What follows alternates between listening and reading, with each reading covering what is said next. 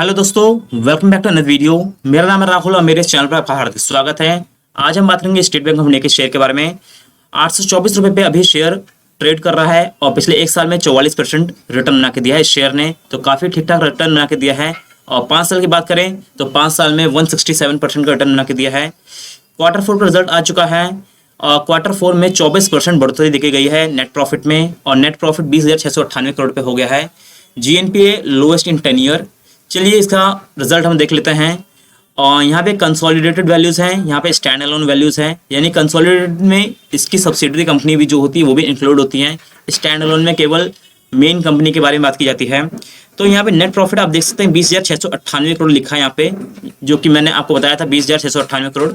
तो बट अगर हम इसकी सब्सिडरी कंपनी को भी इसमें मिला लें यहाँ पे, तो यहाँ पे 21,736 करोड़ है। 466.26 crore share in profit of associates है, यानी कि जो इसकी सब्सिडरी कंपनी एसोसिएट्स कंपनी है उसको भी इंक्लूड कर लिया जाए तो यहाँ पे इन दोनों को हम प्लस करेंगे तो आपको मैं दिखाता हूँ 21,736.47 और 466.26 इक्वल टू होता है 22,202.73, यानी कि 22,203 करोड़ होता है।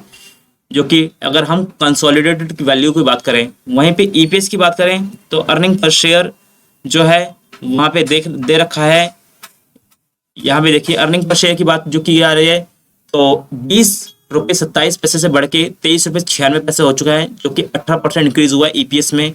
वहीं पे नेट प्रॉफिट जो है 18,769 से बढ़ के 22,203 हो गया है, जो कि 22,203 की वैल्यू मैंने दिखाई है आपको कैसे आई, 22,202.73 हो रहा है। यानी कि इसमें मेन जो प्रॉफिट है और इसमें सब्सिडरी का जो प्रॉफिट है दोनों को मिला के 22,203 बन रहा है, यानी कि 18,769 से बढ़ के 22,203 हो चुका है, यानी कि 18% का जंप मिला है नेट प्रॉफिट में। एबिटा में 38,118 से बढ़ के 52,051 हुआ है, 37% का प्रॉफिट हुआ है। और सेल्स में भी ग्रोथ हुई है, 98,083 से बढ़ के 1,17,469 करोड़ की सेल्स हुई है। तो सेल्स बढ़ी है, एबिटा बढ़ा है, नेट प्रॉफिट बढ़ा है, EPS बढ़ा है, सब चीज़ बढ़ा है, यानी कि स्टेट बैंक ऑफ इंडिया का शेयर काफ़ी सही मोमेंटम में चल रहा है। और वहीं पे हम इसके स्क्रीनर की वेबसाइट पर आ जाते हैं, वहाँ पे देखते हैं तो मार्केट कैपिटलाइजेशन इसका 7,34,853 करोड़ है। स्टॉक का P 10.2% है, रिटर्न कैपिटल एम्प्लॉयड 6.68% है। करंट प्राइस अभी मार्केट में 823 करोड़ चल रहा है, करंट प्राइस अभी 823 है, बुक वैल्यू 402 है, रिटर्न ऑन इक्विटी 20.1 है, एंड हाई एंड लो है 840 एंड 543, यानी कि 840 के आसपास 823 पे ट्रेड कर रहा है, यानी कि हाई के आसपास ही ट्रेड कर रहा है। डिविडेंड यील्ड रेशो 1.38% है, यानी कि डिविडेंड भी मिलता है इस पे, एंड फेस वैल्यू है 1 की। And state bank of India is a Fortune 500 company. It is a Indian multinational public sector banking and financial service statutory bodies headquarter in Mumbai, and it is the largest and oldest bank in India with over 200 year of history, यानी कि 200 साल पहले की history है। चलिए इसके pros and cons क्या है। Company has delivered good profit growth of 102% CAGR over the last 5 year, यानी 102% कैगर के हिसाब से नेट प्रॉफिट और बना के दे रहा है पिछले 5 सालों में।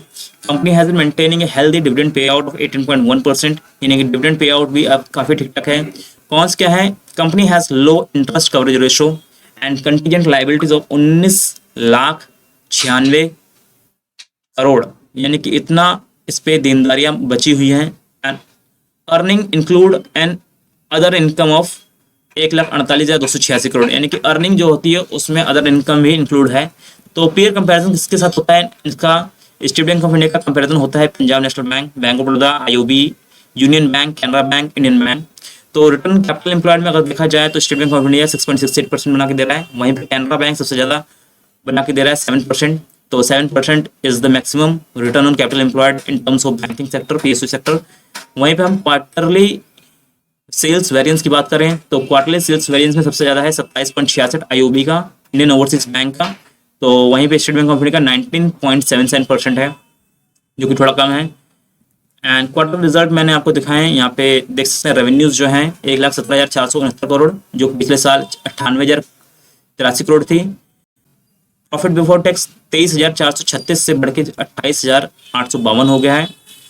वहीं पे नेट प्रॉफिट की बात करें तो 18,769 करोड़ से बढ़ के 22,203 करोड़ हो गया है, जो कि प्रॉफिट में बढ़ोतरी देखी गई है। कितनी बढ़ोतरी है, 18% की बढ़ोतरी है। और अर्निंग पर शेयर की बात करें तो 20.27 से बढ़ के 23.96 हो गया है अर्निंग पर शेयर। थोड़ा सा नीचे आते हैं, स्क्रॉल करते हैं, प्रॉफिट एंड लॉस स्टेटमेंट दे रखी है यहाँ पे।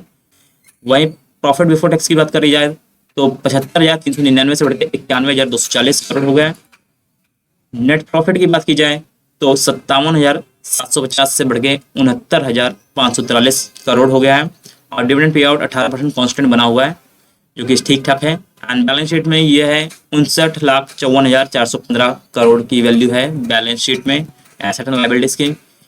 वहीं पर रेशियोज की बात की जाए तो 70% रिटर्न ऑन इक्विटी है। एंड शेयर होल्डिंग पैटर्न के बारे में अगर देखा जाए तो शेयर होल्डिंग पैटर्न के लिए हमें जाना पड़ेगा इस वेबसाइट पे। उससे पहले हम देख लेते हैं फॉरम, कम्युनिटी फॉरम में कह रहे हैं कि 100% बाय रेटिंग है। एंड हरमोन्टो लुकिंग स्ट्रॉन्ग 4,950 to 5,000 पॉसिबल।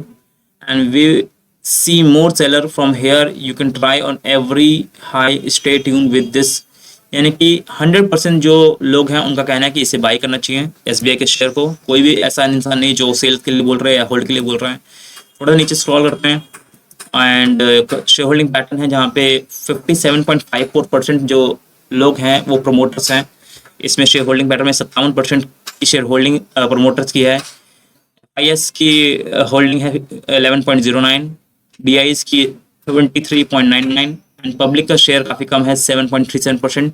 और प्रोमोटर का कोई भी शेयर गिरवी नहीं, सबसे अच्छी बात यह है। तो ठीक ठाक शेयर होल्डिंग पैटर्न है। और वहीं पर हम फाइनेंशियल्स की बात करें तो फाइनेंशियल में आप देख सकते हैं रेवेन्यूज लगातार हर साल बढ़ती गई है 2019, 20, 21, 22, 23। नेट प्रॉफिट की बात करें तो नेट प्रॉफिट भी हमेशा बढ़ता गया है 2019, 20, 21, 22, 23। और 23 में तो 2023 में 56,558 करोड़ का नेट प्रॉफिट हुआ है। अर्निंग पर शेयर की बात की जाए तो 2019, 20, 21, 22, 23 में से लगातार EPS बढ़ा है। बुक वैल्यू पर शेयर भी बढ़ी है। रिटर्न ऑन इक्विटी की बात करें तो रिटर्न ऑन इक्विटी भी हमेशा इंक्रीज हुआ है। NIM की बात करें तो NIM भी लगभग कांस्टेंट है 2.7 पे। तो ये कुछ बात है। SBI का जो शेयर है 1,000 के लेवल को भी टच कर सकता है। वाई मार्केट एनालिस्ट से on the strongest Q4 in banking sector. तो 1,000 की रेटिंग दे रखी है लोगों ने। और PSU land state bank of India has reported the strongest Q4 earning in the banking sector so far, beating the expected on crore net interest margin. तो net interest margin काफ़ी सरपास हुआ है।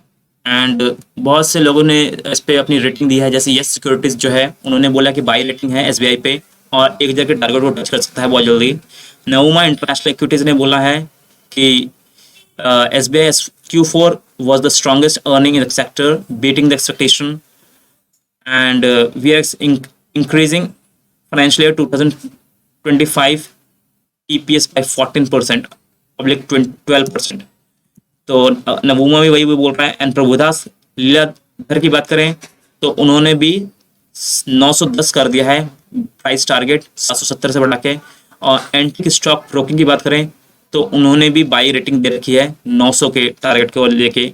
तो काफ़ी अच्छा रिजल्ट है अभी जो Q4 का रिजल्ट आया है SBI में। तो आप इसको ट्रैक कर सकते हैं। अगर आपको कोई भी डाउट है हो तो आप हमें कमेंट बॉक्स में पूछ सकते हैं। And thanks for watching this video and please subscribe our YouTube channel for more videos like this. Thank you very much.